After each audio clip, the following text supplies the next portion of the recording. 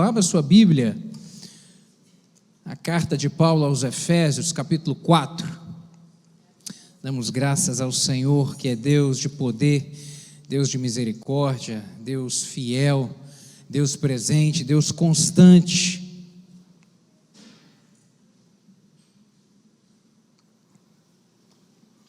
Carta de Paulo aos Efésios, no capítulo 4, a partir do verso 1, o apóstolo vai dizer o seguinte: rogo-vos, pois, eu, o preso do Senhor, que andeis como é digno da vocação com que fostes chamados, com toda humildade e mansidão, com longanimidade, suportando-vos uns aos outros em amor, procurando guardar a unidade do Espírito pelo vínculo da paz. Amém. Até aqui. Procurando guardar a unidade do Espírito pelo vínculo da paz. Feche seus olhos, vamos orar mais uma vez?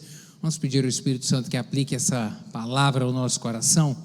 Pai, te damos graças pelo privilégio de estarmos na tua casa, de entoarmos louvor ao Senhor, de abrirmos nossos lábios e declararmos que só tu és Deus, Deus de poder, misericórdia, graça, bondade, fidelidade. Obrigado por tua presença, meu Deus, e agora, em volta da tua palavra, lhe rogamos graça, meu Deus, para que o teu Espírito Santo comunique ela ao nosso coração, em nome de Jesus. Eu lhe peço que o Senhor fale de uma forma pessoal e individualizada ao coração de cada um dos meus irmãos aqui. Me dê graça para poder transmitir essa palavra. Fala conosco, Espírito Santo. Fala conosco, pois dependemos de ti. No nome de Jesus que eu lhe oro, Pai. Amém. Você pode se sentar, meu querido. Todas as cartas do apóstolo Paulo, elas contêm um equilíbrio entre teologia e vida, e aplicação na vida, entre a doutrina, fundamentos da fé cristã e a aplicabilidade deles na nossa vida prática. Por exemplo, aqui nessa carta aos Efésios, se você voltar aí algumas folhas na sua Bíblia, no capítulo 1, ele vai dizer a respeito da obra redentora de Cristo, e que Cristo é o cabeça da igreja. No capítulo 2, ele vai falar a respeito de salvação através da graça do Senhor. No capítulo 3, ele vai falar a respeito do seu ministério, da sua vocação e da vocação dos gentios, a respeito de que a mensagem da salvação veio primeiro aos judeus e depois foi passada aos gentios, mas ela envolve toda a raça humana. E a partir aqui dos últimos 3 capítulos, que é o 4, o 5 e o 6 dessa carta, ele vem a fazer uma abordagem prática dessa doutrina na vida do cristão.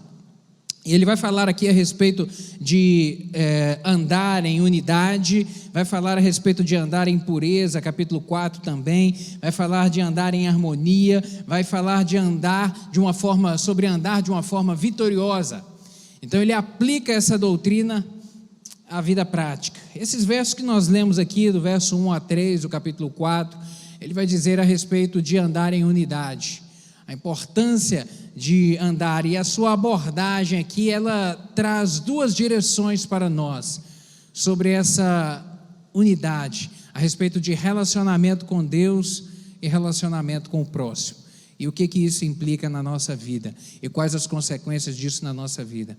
Por isso que eu dei o título a essa mensagem de unidade da fé, que é o mesmo título que está aí na sua Bíblia no capítulo 4, a unidade da fé. A unidade da fé, qual que é o significado dela e qual a consequência? Quais são as consequências dela para a nossa vida prática? E o que isso redunda na nossa caminhada? Porque o Evangelho, ele é o poder de Deus que transforma o homem. O Evangelho não é uma filosofia. O Evangelho não é algo apenas cognitivo, apenas para se saber, para se ter conhecimento. Não. O Evangelho é o poder de Deus que promove transformação, que entra no coração do homem e vira uma chave na sua consciência, de maneira que agora ele vai caminhar sobre uma nova ótica, sobre uma nova realidade. Eu quero abordar isso aqui, primeiramente, falar um pouco a respeito dessa unidade da fé em relação a Deus, porque ele traz essas 2 conotações nesses versos que nós vemos aqui, a unidade da fé em relação a Deus e em relação ao próximo. Em relação a Deus, o apóstolo vai iniciar o verso 1 aqui, trazendo uma expressão que ele traz consigo e que ele repete ela em alguns outros momentos. Ele vai usar a expressão preso de Deus. Rogo-vos, pois, eu, preso do Senhor. E qual que é a mensagem por trás dessa expressão que o apóstolo repete algumas vezes em suas cartas? Ele repete ela algumas vezes aqui em Efésios e em outras cartas também. Ele traz essa mesma expressão, eu, preso do Senhor. Esse preso do Senhor aqui, ele não tem o significado de aprisionado, de prendido, não tem, de estar amarrado, não tem esse significado. Não significa isso porque Cristo, ele na verdade veio para libertar o homem do poder e das amarras do pecado. O pecado sim prende, o pecado sim amordaça, o pecado sim amarra o homem e o impede de caminhar, de prosseguir, de ir adiante. O pecado escraviza. E o viver em Cristo, ele traz liberdade. O viver em Cristo promove crescimento, edificação na vida do homem. O homem, ele é um antes de Jesus e outro depois de Jesus. Não sei se você entrou para a família da fé depois de adulto. Alguns nasceram no lar evangélico, como eu, tive esse privilégio de sempre ser criado nos caminhos da verdade, mas outros conheceram Jesus na adolescência, na juventude, outros na vida adulta, caminharam por alguns caminhos e depois, quando encontraram o evangelho, foram transformados por ele e passaram a perceber de uma maneira muito clara como é que era a vida antes e como é que passou a ser a vida depois. A liberdade que o evangelho trouxe, a modificação de consciência, o prazer da vida agora caminhando com o Senhor. Cristo veio para nos libertar. O apóstolo fala isso em diversas das suas cartas, em Colossenses, por exemplo, capítulo 1, versos 13 e 14, ele vai falar isso de uma maneira muito clara. Ele vai dizer o seguinte: ele, se referindo a Cristo, ele nos libertou do império das trevas e nos transportou para o reino do Filho do seu amor, no qual temos a redenção, a remissão dos pecados. A obra redentora de Cristo na cruz do Calvário, quando lá ele morre e promove o pagamento da conta do pecado que existia, a condenação que havia sobre a raça humana. Naquele momento, o Senhor Jesus veio para promover uma obra de libertação para o homem. A partir de ali, a obra redentora de Cristo. E a expressão aqui, preso do Senhor, ela tem um duplo significado. O primeiro significado que eu penso aqui é de estar apegado, de uma maneira inseparável. Preso, apegado, no sentido de estar apegado, de estar junto, de estar próximo, de estar conectado, de uma maneira realmente inseparável. E o apóstolo, ele nos deixa essa visão de uma forma muito clara nos seus relatos, onde ele vai dizer que uma vez que nós experimentamos o amor de Deus, uma vez que caminhamos com o Senhor e vivemos com Ele e amadurecemos um relacionamento com Ele, agora não tem como voltar. Não tem como voltar atrás. É nesse sentido de ser preso do Senhor. Não, é impossível agora retroceder para viver um estilo de vida que eu vivia antes. O preso do Senhor tem esse significado. O apóstolo dizendo: olha, eu estou apegado ao Senhor. É indissociável agora a minha caminhada com Cristo.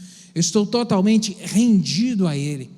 E um outro significado para essa expressão preso do Senhor vai dizer justamente a respeito dessa submissão. É estar submisso à vontade. Isso porque estar aprisionado a alguém significa também estar submisso à vontade daquele que está cativo, daquele que nos traz cativo, ou que se traz cativo. E o apóstolo Paulo também ele vem mostrar isso de uma maneira muito clara nas suas cartas, no sentido de estar submisso à vontade do Senhor. Estar de coração aberto a cumprir os desígnios do Senhor na sua vida. Por exemplo, lá em Gálatas, capítulo 2, verso 20, ele vai dizer que já estou crucificado com Cristo, e vivo não mais eu, mas Cristo vive em mim, e a vida que agora vivo na carne, vivo-a pela fé do Filho de Deus, o qual me amou e se entregou a si mesmo por mim. Ele vem dizer: olha, agora não são as minhas vontades que prevalecem, agora não é o meu querer, agora não é o meu eu, agora não é o que eu desejo, não, eu estou rendido a Cristo, eu sou um prisioneiro dele. Agora a vontade que prevalece na minha vida não é a minha vontade, é a vontade do Senhor. Eu cumpro aquilo que Ele deseja para mim. É essa conotação que ele vem dizer quando se coloca quando se apresenta como prisioneiro de Cristo, como realmente alguém que está totalmente rendido à vontade do Pai. Nós vemos isso na sua caminhada, na história da vida do apóstolo Paulo, a partir do seu surgimento na Bíblia ali em Atos, no final do capítulo 7, quando temos ali o martírio de Estevão, e que a Bíblia diz que aqueles que apedrejaram Estevão deixaram as suas capas ali nos pés de um centurião chamado Saulo. A partir daquele momento ali que Saulo aparece no registro bíblico, e que quando ele tem um encontro com o Senhor, capítulo 8 de Atos, e tem a sua vida transformada, ele se rende de uma maneira integral a Cristo, e agora ele se coloca sujeito a cumprir tudo aquilo que o Senhor tem para a sua vida, e começa uma jornada e uma caminhada que revolucionou o mundo do seu tempo, e que foi realmente um dos maiores expoentes do Novo Testamento, apóstolo Paulo, e a sua devoção e a sua dedicação em cumprir o ID do Senhor na sua vida. A unidade da fé em relação ao relacionamento com Deus significa isso: apegado a Ele, rendido a Ele, comprometido com Ele e disposto a cumprir todos os seus desígnios para a sua vida, na caminhada da fé com Ele. Um outro aspecto da unidade que esse texto vem nos revelar aqui, da unidade da fé, é a unidade no sentido do relacionamento com as pessoas. E essa unidade, ela decorre de algumas condutas. Ele vem falar aí a partir do versículo 2, verso 1 ainda: rogo, pois, irmãos, que eu, preso do Senhor, que andeis como é digno da vocação com que fostes chamados. E aí no verso 2 ele vem dizer como andar, com toda, ele começa a dizer, humildade. Ele vai ressaltar a primeira disponibilidade ou disposição do coração para se andar em unidade no relacionamento interpessoal. Ele vem falar a respeito da humildade. Humildade aqui, ela não vem representar fraqueza, de maneira nenhuma. Na verdade, a humildade, sobre a ótica com que o apóstolo vem nos apresentar aqui, ela representa por Cristo em primeiro lugar. Cristo em primeiro lugar. Sempre Cristo como o centro, Cristo na primeira posição, colocar as pessoas em segundo lugar e colocar o eu em último lugar. E esse eu aqui, na verdade, a gente pode expressar isso no sentido do meu eu, da minha arrogância, o meu eu, o meu orgulho, o meu eu, a minha vaidade. Esse vai ficar em último lugar. Esse eu vou deixar na última posição, porque o que me interessa é agradar Cristo, o que me interessa é honrar o Senhor, é levantar o nome do Senhor na minha vida, é que Ele seja exaltado sempre, e em segundo lugar, valorizar as pessoas. A humildade aqui, ela vai trazer a ótica de entender que todos somos iguais, não há ninguém melhor ou melhor, perante o Senhor todos somos exatamente iguais. O sangue derramado na cruz do Calvário foi para alcançar a toda a raça humana, a todos nós. Então não há o porquê tratar um ou outro de maneira diferente, mas tratar com humildade. E só é possível entendermos isso quando decidimos, na verdade, colocar o orgulho, o egoísmo, a vaidade, esses sentimentos que são tão perniciosos no nosso relacionamento, que tanto quebram o relacionamento, em último lugar, para valorizar e colocar sempre no centro aquele que merece a honra, que é Cristo, e se importar com aquele que está do nosso lado. Isso vai significar a humildade. Ele vai dizer aqui na sequência a respeito de mansidão, com toda a humildade e com mansidão. Mansidão é a virtude daqueles que não perdem o controle. Não perdem o controle. Ser manso não significa também ser fraco e não significa não ter iniciativa. Não. Ser manso, na verdade, é a virtude, eu repito, daquele que mantém sempre o controle, daquele que não perde o controle. E na Bíblia nós temos exemplos de homens assim, por exemplo, Abraão teve uma caminhada de fé com o Senhor e teve que ter muita mansidão na sua vida para poder vencer os tempos de dificuldade. A Bíblia cita também um grande exemplo, Moisés.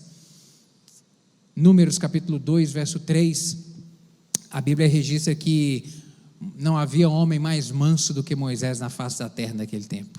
Homem muito manso, e para poder liderar aquela multidão com a qual ele caminhou no deserto durante 40 anos, precisava de muita mansidão, muita mansidão.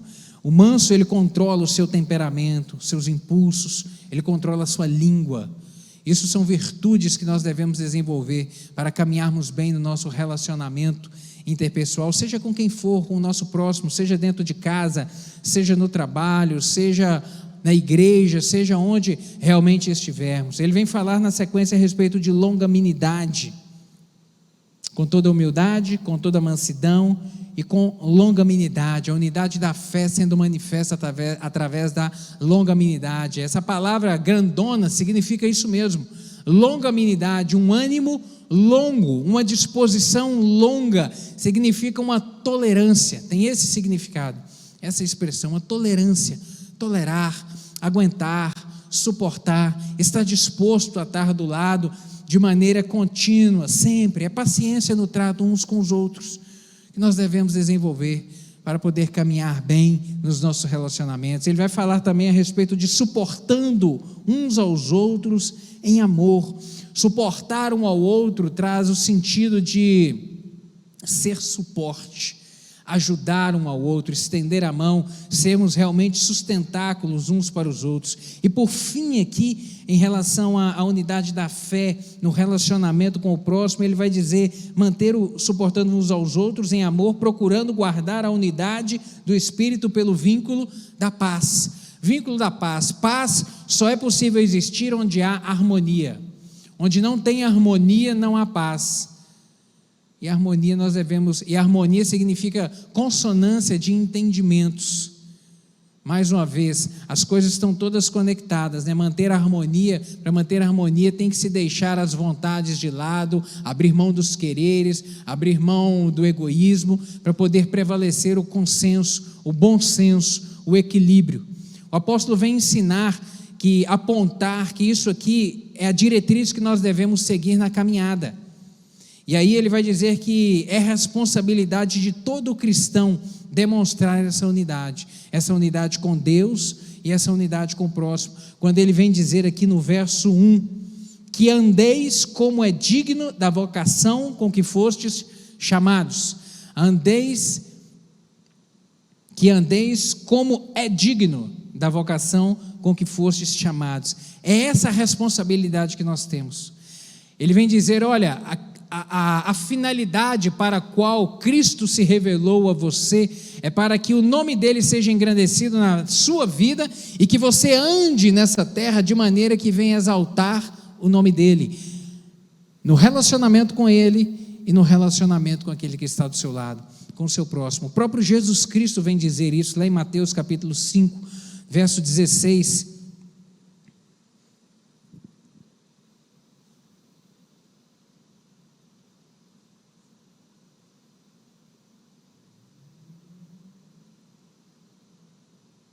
Pegar com o iPad é uma benção, você clica em uns lugares que as coisas desaparecem.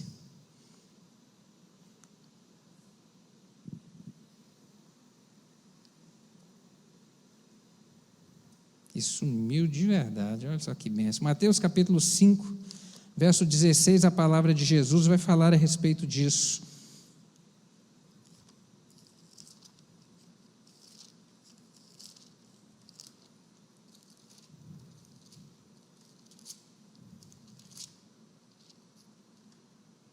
Assim resplandeça a vossa luz diante dos homens, para que vejam as vossas boas obras e glorifiquem o vosso Pai que está no céu.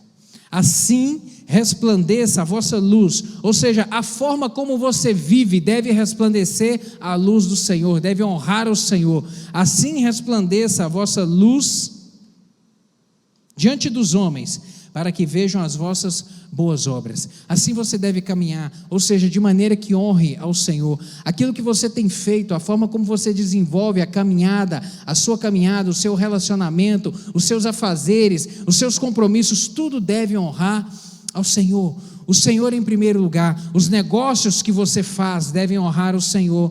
As sociedades com que você entra e relaciona com as pessoas devem honrar o Senhor. As coisas que você faz devem honrar ao Senhor. A forma como você executa o seu trabalho deve ser de maneira que honre ao Senhor. Abençoe as pessoas e honre sempre o nome do Senhor. É isso que ele vem dizer. Ser bênção, ser referência, ser luz, andeis de forma digna pela vocação com que fostes chamados. Ser chamado pelo Senhor, fomos chamados a isso, a que essa luz resplandeça nas nossas vidas e possamos ser bênção na vida de todos aqueles que estão ao nosso lado. E isso é responsabilidade de todo cristão, ser um abençoador daqueles que andam consigo, estender a mão, ser bênção, ser sal e ser luz. E nessa caminhada, andando com o Senhor, guardando o vínculo da paz, honrando a Ele, andando em unidade do Espírito com Ele, nós podemos desfrutar realmente de bênçãos insondáveis do Senhor nas nossas vidas, da graça derramada, do seu sustentáculo, dessa presença maravilhosa, desse relacionamento caminhando com o Senhor. E eu quero compartilhar algumas coisas a respeito disso aqui. O que de benefício nós recebemos quando caminhamos e desenvolvemos essa jornada com o Senhor? Qual é a consequência de mantermos essa unidade da fé com Cristo e essa unidade da fé no relacionamento com o próximo? Em que isso redunda na nossa vida? A palavra do apóstolo vai nos mostrar a respeito disso também. E algumas coisas eu quero compartilhar. Uma delas é a orientação clara. É sermos orientados pelo Senhor na nossa caminhada, é recebermos direção do Senhor. É um desses benefícios que temos, o benefício de sermos direcionados com o Senhor, especialmente quando nós temos que fazer escolhas, quando temos que decidir coisas na nossa vida. Precisamos de direção, e uma direção que às vezes vai além do que podemos enxergar, além da nossa compreensão. Somente realmente uma pessoa insensata, ela caminha nessa vida sem a direção do Senhor, sem pedir ao Senhor que dirija os seus passos, e a Bíblia vai chamar isso de tolice. A nossa vida ela é muito limitada, a gente não consegue ver o que está depois da curva, a gente não consegue ver o amanhã nos nossos dias, mas a Bíblia vem dizer que o Senhor é aquele que guia os passos daquele que confia nele. A palavra do Senhor lá em Provérbios capítulo 3, versos 5 e 6, vai dizer que confia no Senhor de todo o seu coração. Confia de todo o seu coração e não se estribes ou apoie no seu próprio entendimento. Reconhece em todos os seus caminhos e Ele endireitará as suas veredas. Confia no Senhor de todo o coração, de uma maneira devota, de uma maneira entregue por completo. Confia. E não apoie naquilo que você acha que é o certo ou que é o correto. Fique com a vontade do Senhor, fique com a direção de Deus para a sua vida, fique com a direção do Senhor para a criação dos seus filhos, fique com a direção de Deus para a forma como você vai se portar no trabalho. Fique sempre com a orientação e a direção de Deus, e não apoie naquilo que você acha que é o certo, não apoie na força do seu braço, não confie na força do seu braço, reconhece em todos os seus caminhos e Ele vai endireitar. Um dos benefícios de se caminhar com o Senhor em unidade de fé é esse, é receber dEle uma direção clara na vida. E de repente você está aqui nessa noite hoje precisando dessa direção clara, de repente você está precisando de resposta, você está com dúvidas, você está com interrogações, você está com questionamentos e precisando do Senhor, que o Senhor aclareie, que o Senhor traga luz sobre uma determinada situação na sua vida. Querido, caminhe em unidade de fé com o Senhor, caminhe em unidade de fé com o Senhor para você poder receber a resposta que você precisa dEle, o clareamento, a luz no caminhar da sua vida, a direção que você tanto precisa. Quando caminhamos com o Senhor, Ele nos honra com as suas promessas. sabe, porque há promessas dele dispensadas a nós, e diversas na sua Bíblia, promessas de companhia, promessa de proteção, promessa de salvação, promessa de sustentar, realmente promessas de estar conosco todos os momentos, e ele tem essa promessa de nos dar direção na nossa caminhada. Então, se hoje você está aqui precisando de uma direção, um rumo na vida, peça isso ao Senhor, confie no Senhor, peça ao Senhor: meu Deus, me dá a direção, porque Ele tem para nos dar. Uma outra coisa, um outro benefício que nós temos do desenvolvimento dessa caminhada de unidade com o Senhor, é uma provisão adequada, é saber que o Senhor tem a medida certa para as nossas vidas. Qualquer que seja a nossa situação financeira, a gente precisa de sabedoria de Deus para poder administrar os nossos bens. Qualquer que seja a situação financeira, a gente precisa disso, e precisamos de confiar no Senhor, e aprender a depender que dEle vai vir o sustento necessário para a provisão do cada dia. O próprio Senhor Jesus Cristo disse isso aos seus discípulos, a respeito da caminhada da vida, não andar de maneira ansiosa, lá em Mateus capítulo 6, no Sermão da Montanha, quando ele vem dizer isso: olha, não andeis ansiosos quanto ao que é a vez de comer, ou o que é a vez de beber, eu que providencio tudo, eu que sustento todas as coisas, eu que sustento os animais, eu que sustento tudo, e vocês são muito mais preciosos, descansem em mim, confiem em mim. Ele vem falar a respeito disso, e em Filipenses capítulo 4, ele vem dizer uma outra palavra, o apóstolo Paulo, de uma maneira muito específica, ele vai dizer: e o meu Deus, segundo a sua riqueza em glória, há de suprir em Cristo Jesus cada uma das nossas necessidades.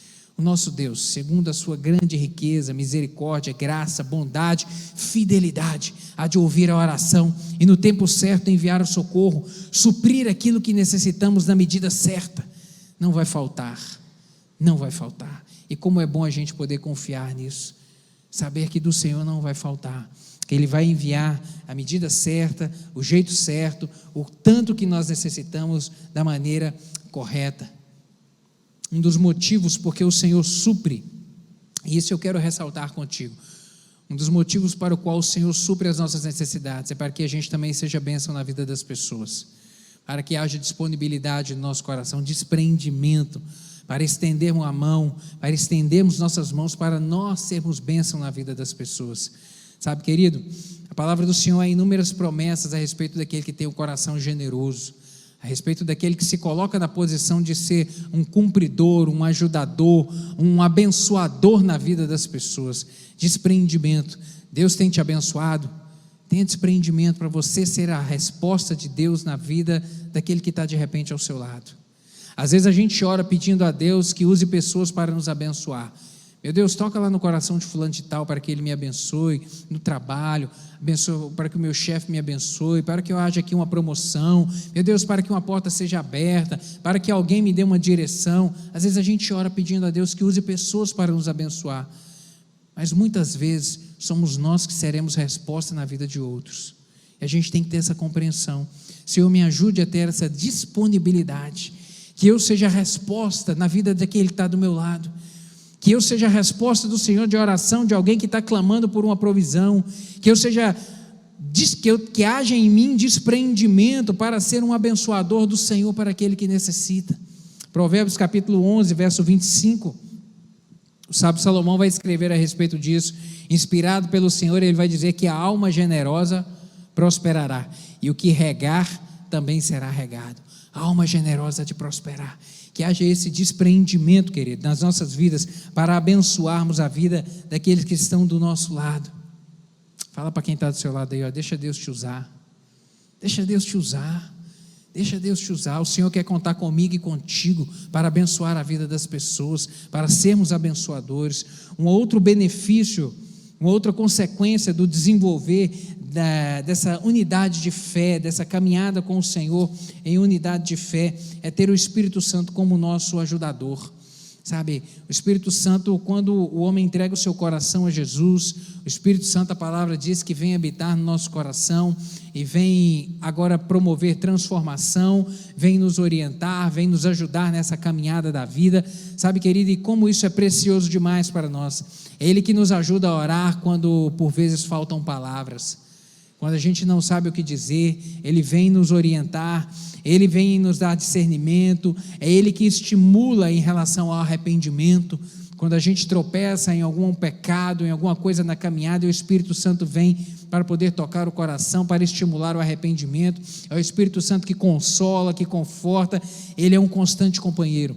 E como é bom o desenvolvimento desse relacionamento com Deus, para termos esse benefício dessa presença maravilhosa, sem a energia física e espiritual que o Espírito Santo nos fornece. Querido, a caminhada da vida cristã, às vezes ela seria insuportável ou impossível. Impossível. Tem dia que é só a graça do Senhor. Tem dia que é só a graça do Senhor. E Ele tem a graça necessária. Que bom a gente saber disso. Que tem dia que a gente está esgotado, às vezes espiritualmente, emocionalmente, e a gente dobra os joelhos e clama: Senhor, renova a minha força. Senhor, renova a minha fé. E aí vem uma porção nova para aquele dia assim, e o Senhor coloca de pé, encoraja, e a gente vai prosseguindo na caminhada da fé. Isso é o que, querido? Isso é o Espírito Santo. E isso é fruto de unidade da fé com o Senhor. Um outro benefício que nós temos dessa unidade de fé, desse relacionamento com o Senhor, é a confiança para enfrentar as provações da vida. Sabe, querido, quando andamos em sintonia com Deus, nós respondemos de uma maneira correta às circunstâncias difíceis que nos sobrevêm. E as dificuldades, elas batem a porta todos os dias, em menor grau ou às vezes em maior grau, sabe? Por vezes a gente se vê como um Jó. Às vezes o turbilhão de problemas e de dificuldades na vida são tão intensos que a gente se imagina como Jó. Senhor, tá tudo dando errado. Por que está tudo dando errado? Meu Deus, me ajuda nesse momento que está tudo dando errado. Jó foi um grande exemplo para a gente a respeito disso, de manter, de confiar no Senhor na hora da provação e corresponder ao Espírito do Senhor de uma maneira correta, da forma como Ele deseja ver em mim e você. Confiança, fé, sem murmuração. O apóstolo Paulo, como eu fiz referência aqui, um dos maiores expoentes do Novo Testamento, a Bíblia diz que ele tinha um espinho na carne, e a Bíblia não revela o que era esse espinho na carne. Talvez uma doença física, alguma coisa, a Bíblia não deixa, mas uma coisa é que a Bíblia registra, que ele orou por 3 vezes pedindo ao Senhor: meu Deus, tira isso de mim, me liberta disso, Senhor, me liberta disso, e Deus não tirou, e ele continuou tendo que conviver com esse problema todos os dias na vida dele, mas em momento nenhum a gente vê que isso tirou dele o entusiasmo de servir ao Senhor, tirou dele a produtividade para o reino do Senhor. Não, esse homem continuou viajando, pregando a palavra, sendo sal, sendo luz, fazendo diferença, escrevendo registros como as suas cartas que fazem diferença nas nossas vidas até o dia de hoje. Sabe, querido, quando vier os tempos difíceis na sua vida, continue perseverando, continue sendo produtivo, continue sendo sal, sendo luz. O Senhor, Ele usa essas dificuldades para nos fortalecer, nos amadurecer, para nos equipar, na verdade, para desenvolver uma musculatura espiritual. Se a gente quer desenvolver musculatura, o que a gente tem que fazer no corpo? Exercício, né? A dificuldade, ela é mais ou menos esse mesmo efeito na vida da gente. A gente vai caminhando e aí vem um momento difícil na vida, a gente clama ao Senhor, a gente invoca o nome do Senhor, aí o Senhor nos dá a vitória, a gente levanta, sai fortalecido, daqui a pouco vem uma outra crise, vem um outro problema, a gente clama, invoca o nome do Senhor, persevera em oração, o Senhor nos honra, nos levanta e nos coloca de pé, e daqui a pouco vem um outro problema e a gente vai desenvolvendo uma musculatura espiritual, uma confiança no Senhor. Isso nós vemos em Abraão, perseverando na caminhada com o Senhor desde o início, e nós vemos que o grande desafio que o Senhor deu a ele, foi quando o Senhor pediu o seu filho em sacrifício. Se esse pedido tivesse ocorrido lá no início, Abraão teria correspondido? Não, Abraão só correspondeu com fé, esse desafio de oferecer o seu filho em sacrifício, porque ele já tinha uma musculatura espiritual desenvolvida, e ele toma essa decisão de sacrificar o seu filho, porque ele sabia que mesmo que se ele sacrificasse, Deus tinha poder para fazer esse menino ressuscitar. Isso é musculatura espiritual, querido, e isso é fruto do desenvolvimento de uma vida de fé no Senhor, de enfrentar dificuldade, de levantar e perseverar na caminhada da vida. E de repente você tem se questionado: meu Deus, por que tanto problema assim? Eu venço um e vem outro, Acaba um e chega outro, querido, na caminhada é assim mesmo. O Espírito vai trabalhando em nós, é o Senhor trabalhando no nosso coração, nos amadurecendo, nos moldando, nos transformando. A vida pode mudar, e ela vai mudando, mas graças a Deus, porque o Senhor não muda nunca. Um outro benefício que nós temos aqui é a graça para enfrentar os conflitos que são inevitáveis. Quando a gente declara a nossa fé no Senhor, os conflitos vão surgindo, porque o mundo ele caminha em uma posição, em uma direção diferente da nossa. 2 Timóteo capítulo 3, verso 12, o apóstolo vai dizer que todos os que querem viver piedosamente em Cristo Jesus serão perseguidos. Todos aqueles que querem levar Deus a sério, amar o Senhor, honrar o Senhor, eles realmente serão perseguidos, e por vezes a gente vai ser incompreendido, a gente vai ser mal interpretado, mas que bom quando a gente decide caminhar com o Senhor e experimenta a fé e o renovo a cada dia. A gente produz impacto positivo na vida das pessoas. E por último, eu quero ressaltar aqui, nessa caminhada da unidade de fé, a gente desenvolve disposição de servir ao Senhor, disposição de servir ao Senhor e aquele que está ao nosso lado. Marcos capítulo 10, verso 45, Jesus Cristo vem dizer que o Filho do Homem não veio para ser servido, mas para servir e dar a sua vida por muitos, em resgate de muitos. Jesus Cristo não veio para ser servido, mas para servir. O Senhor quer ver essa disposição, essa disponibilidade na minha vida e na sua vida, querido, disponibilidade de servir, unidade de fé. Quanta coisa a gente aprende em poucos versículos aqui que o apóstolo nos apresenta. Unidade de fé com o Senhor, unidade de fé para viver no relacionamento com os irmãos que estão do nosso lado, e em razão disso tudo, a gente usufrui como consequência a companhia, a bênção, o milagre, proteção, provisão, o cuidado, a graça necessária, o vigor, o fortalecimento para a gente prosseguir na jornada da vida. As crises vêm, as dificuldades nós enfrentamos todos os dias, mas o desafio nosso, repito, é andar em unidade de fé sempre. Que o Senhor complete essa palavra no seu coração. Eu quero orar contigo nessa hora. Vamos colocar de pé?